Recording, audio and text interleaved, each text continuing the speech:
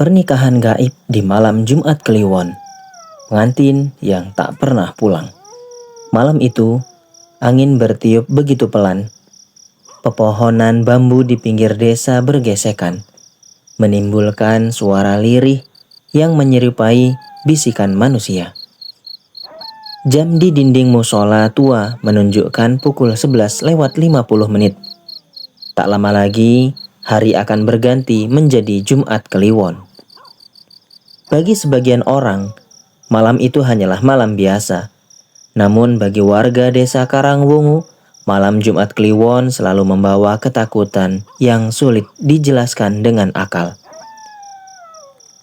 Konon, setiap 35 hari sekali akan terdengar suara gamelan dari tengah hutan yang sudah puluhan tahun dilarang dimasuki. Tak ada yang tahu siapa yang memainkannya. Tak ada yang pernah melihat pesta itu.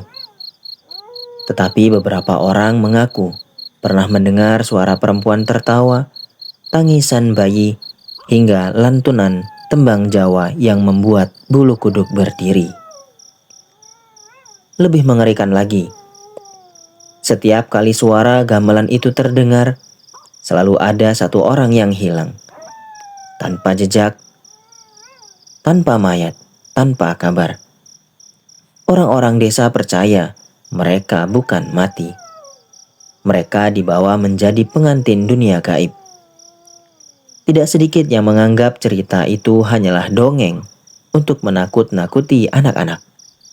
Namun semuanya berubah ketika seorang pemuda bernama Arga memutuskan pulang ke kampung halamannya setelah merantau hampir 10 tahun. Ia sama sekali tidak percaya kepada cerita mistis. Baginya, semua itu hanyalah mitos yang dibesar-besarkan. Ia tidak pernah menyangka bahwa dirinya akan menjadi orang berikutnya yang dipilih. Inilah kisah Arga, pengantin yang tak pernah pulang. Kereta berhenti perlahan di stasiun kecil yang sudah bertahun-tahun tidak berubah. Arga menarik napas panjang. Udara desa terasa jauh berbeda dibanding kota. Lebih sejuk, lebih tenang. Namun entah mengapa, ada perasaan asing yang membuat dadanya sedikit sesak. Sudah lama sekali aku tidak pulang. Ia tersenyum kecil sambil mengangkat tas ranselnya. Ayahnya telah meninggal 5 tahun yang lalu. Ibunya kini tinggal seorang diri. Selama ini Arga terlalu sibuk bekerja hingga hanya sempat mengirim uang setiap bulannya. Kini ia memutuskan mengambil cuti selama 2 minggu. Sesampainya di rumah, ibunya langsung memeluknya erat. "Arga, kamu kurusan." Arga tersenyum. "Ibu juga sehat kan?" Mereka mengobrol hingga sore. Tetangga berdatangan. Semuanya tampak senang melihat kepulangannya. Namun Arga mulai merasa ada sesuatu yang aneh. Setiap kali ia menyebut ingin berjalan-jalan ke arah hutan sebelah utara desa, semua orang langsung terdiam. Bahkan wajah mereka berubah pucat. Seorang tetua desa bernama Pak Wiryo akhirnya berkata pelan, "Kalau bisa, jangan pernah ke sana." "Kenapa memang?" "Itu bukan tempat manusia." Arga tertawa kecil. "Hehehehe. Pak, zaman sekarang masih percaya begituan?" Pak Wiryo hanya menghela nafas. "Aku berharap kamu benar." Malam pun tiba. Arga duduk di teras rumah. Langit begitu cerah, bintang bertaburan. Namun tiba-tiba dari arah utara terdengar suara gamelan. Sangat pelan. Mula-mula hanya satu nada, lalu disusul kendang. Kemudian suara sinden perempuan yang begitu merdu. Arga berdiri. "Ibu, ada orang hajatan ya?" Wajah ibunya langsung berubah pucat. "Masuk." "Loh, kenapa?" "Masuk sekarang juga." Untuk pertama kalinya seumur hidup, Arga melihat ibunya gemetar. Pintu rumah segera ditutup. Jendela dikunci rapat. Lampu dimatikan. "Ibu, sebenarnya ada apa?" Ibunya menangis. "Itu bukan hajatan manusia." Arga mengerutkan dahi. Namun rasa penasarannya justru semakin besar. Sepanjang malam, suara gamelan itu terdengar semakin jelas. Kadang terdengar tawa, kadang terdengar orang bersorak. Seolah-olah memang sedang berlangsung pesta pernikahan yang sangat meriah. Tetapi, tak satupun warga desa berani keluar rumah. Keesokan paginya, desa mendadak gempar. Seorang pemuda bernama Roni menghilang. Sepeda motornya masih terparkir. Dompetnya ada, ponselnya tertinggal. Namun orangnya lenyap tanpa jejak. Semua warga hanya saling berpandangan. Tak ada yang berani mengucapkan satu kalimat pun. Karena mereka tahu, ini bukan pertama kalinya. Pak Wiryo kemudian berkata lirih, "Pengantin mereka sudah dipilih." Kalimat itu membuat suasana menjadi semakin mencekam. Arga hanya menggeleng. Baginya pasti ada penjelasan logis. Mungkin Roni kabur, mungkin diculik, atau mungkin sengaja menghilang. Namun saat ia hendak kembali ke rumah, ia melihat sesuatu yang membuat langkahnya terhenti. Di tanah dekat sumur tua, ada selembar kain putih. Di atas kain itu terdapat taburan bunga melati yang masih segar. Dan di tengahnya, tergeletak sebuah cincin emas dengan ukiran yang tidak dikenalnya. Saat Arga mengambil cincin itu, angin tiba-tiba berhenti. Burung-burung mendadak diam. Suasana desa menjadi sunyi. Lalu terdengar suara perempuan yang sangat lembut tepat di belakang telinganya. "Akhirnya kau pulang juga." Arga menoleh secepat kilat. Tidak ada siapa-siapa, namun aroma melati semakin kuat. Jauh di balik pepohonan, sesosok perempuan berbaju pengantin putih berdiri memandang ke arahnya. Wajahnya tertutup kain tipis. Ia mengangkat tangan perlahan, seolah memanggil Arga untuk mendekat. Dan tanpa sadar, cincin di tangan Arga terasa hangat. Seakan ada seseorang yang sedang memakaikannya ke jari manisnya. Saat itulah perjalanan Arga menuju pernikahan paling mengerikan dalam hidupnya benar-benar dimulai. Arga masih berdiri mematung di dekat sumur tua. Jantungnya berdetak semakin cepat. Perempuan berbaju pengantin putih yang tadi berdiri di balik pepohonan kini telah menghilang begitu saja. Yang tersisa hanyalah embusan angin dingin dan aroma melati yang semakin pekat. Perlahan ia menatap cincin emas yang masih berada di telapak tangannya. Ukiran pada cincin itu sangat aneh. Bukan huruf Latin, bukan pula aksara Jawa yang pernah ia lihat. Ukiran itu seolah bergerak perlahan ketika terkena cahaya matahari. Arga mengusap matanya. Saat dilihat kembali, ukiran itu kembali diam. "Mungkin aku hanya berhalusinasi," gumamnya. Tepat ketika hendak memasukkan cincin itu ke saku celana, suara berat mengagetkannya. "Jangan dibawa." Arga menoleh. Pak Wiryo berdiri beberapa meter di belakangnya. Wajah lelaki tua itu terlihat pucat. Tatapannya tidak mengarah kepada Arga, melainkan kepada cincin di tangan pemuda itu. Kenapa memang? Pak Wiryo mendekat perlahan. "Itu bukan cincin manusia." Arga tersenyum tipis. "Hehehehe, Pak, jangan mulai lagi." Namun Pak Wiryo sama sekali tidak tersenyum. "Kalau cincin itu sudah menyentuh tanganmu, mereka sudah tahu kau menerimanya." Arga menghela napas. "Siapa mereka?" Pak Wiryo hanya menjawab dengan lirih. "Para penghuni hutan." Malam berikutnya, desa Karangwungu kembali sunyi. Tidak ada anak-anak bermain. Tidak terdengar suara televisi.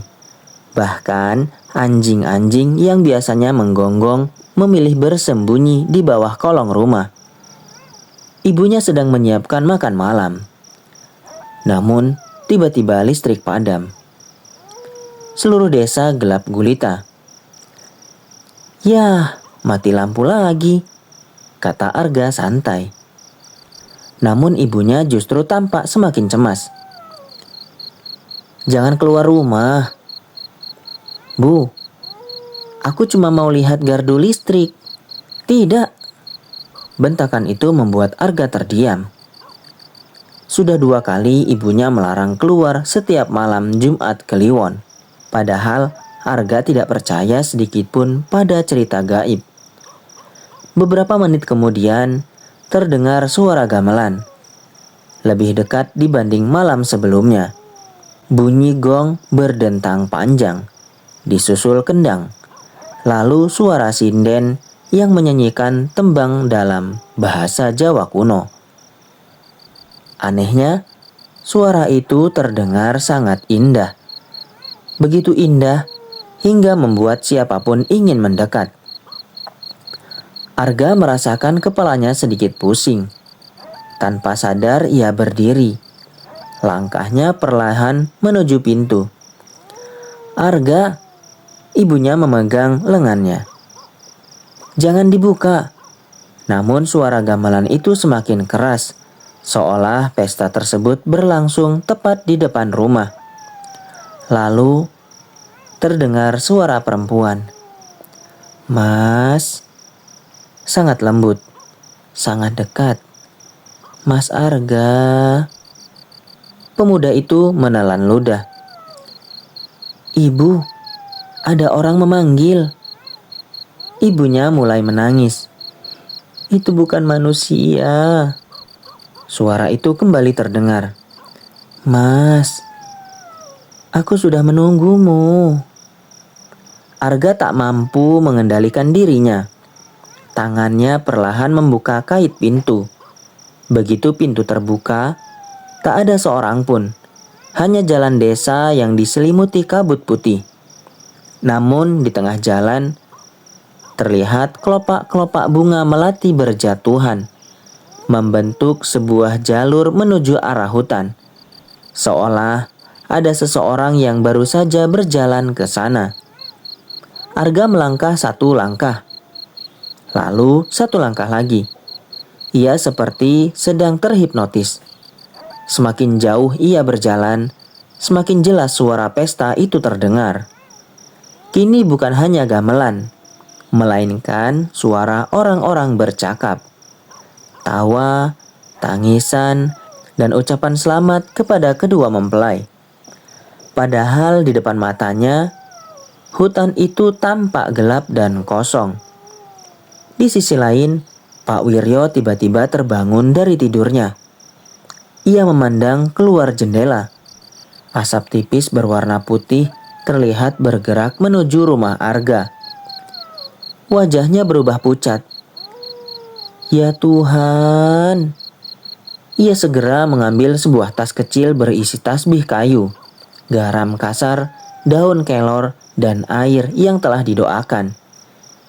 Dengan langkah tergesa-gesa, ia berlari menuju rumah Arga. Sesampainya di sana, pintu rumah terbuka lebar. Ibu Arga menangis histeris.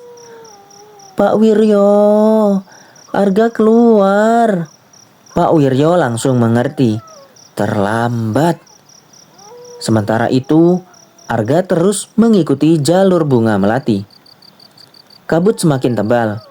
Pohon-pohon besar tampak berbeda. Batangnya jauh lebih hitam. Daunnya tidak bergerak meski angin berhembus. Semakin dalam ia berjalan, terdengar suara gamelan yang kini begitu nyata. Hingga akhirnya, kabut perlahan menyingkir. Arga membelalakkan matanya. Di hadapannya berdiri sebuah pendopo yang sangat megah. Seluruh bangunannya dihiasi kain putih. Ratusan lampion menggantung. Puluhan perempuan berkebaya putih berjalan membawa nampan berisi bunga. Lelaki berpakaian adat Jawa duduk berjajar sambil memainkan gamelan. Namun ada sesuatu yang membuat tubuh Arga membeku. Tak satu pun dari mereka memiliki bayangan. Wajah mereka pucat, matanya kosong. Senyumnya terlalu lebar. Mereka berhenti memainkan gamelan secara bersamaan. Lalu, 100 pasang mata menoleh ke arah Arga tanpa berkedip. Tanpa suara, hening. Beberapa detik kemudian, seluruh tamu berdiri serempak. Mereka menundukkan kepala, seolah sedang menyambut tamu yang sangat penting. Dari balik tirai putih, muncullah seorang perempuan mengenakan kebaya pengantin berwarna putih gading. Mahkota bunga melati menjatuhi hingga ke pinggang. Langkahnya anggun, pelan, namun setiap kali ia melangkah, bunga melati di tanah berubah menjadi hitam. Perempuan itu berhenti tepat di depan Arga, masih menutupi wajahnya dengan kain tipis. Lalu ia mengelurkan kedua tangannya. Suara terdengar lembut. "Akhirnya, calon suamiku datang juga." Arga ingin mundur, namun kedua kakinya tidak bisa digerakkan. Ia ingin berteriak, tetapi suaranya hilang. Perempuan itu tersenyum.